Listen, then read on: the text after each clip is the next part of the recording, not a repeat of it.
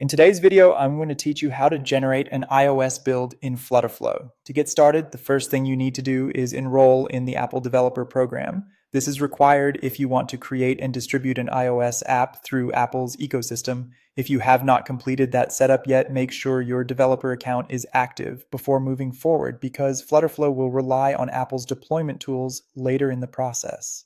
Once that is done, log into App Store Connect and create a new app placeholder using your unique bundle ID. This step is important because it prepares your app entry inside Apple's platform before the build is uploaded. Be sure the bundle ID you use here matches the one associated with your FlutterFlow project, since mismatches can cause deployment issues later. Next, generate an Apple API key. This key allows FlutterFlow to communicate securely with App Store Connect on your behalf.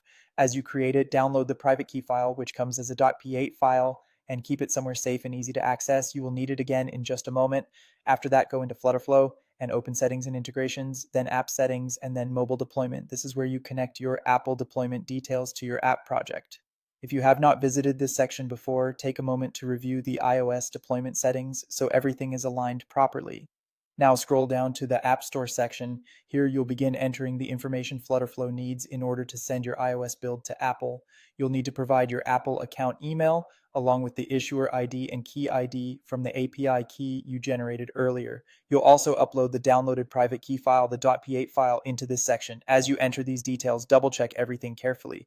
Small mistakes in an ID or key value can prevent the build from connecting successfully to App Store Connect. Accuracy here will save you time during deployment. Once all of that is filled in, click Deploy to App Store at the top of the Mobile Deployment tab. This starts the build and upload process directly from FlutterFlow. From there, FlutterFlow will process your project, build the iOS app, and send the .ipa package directly to App Store Connect.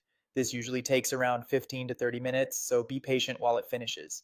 During that time, keep an eye on your email for status updates from Apple, since those alerts can help you confirm whether the upload was successful or if any action is needed. And that's how to generate an iOS build in FlutterFlow.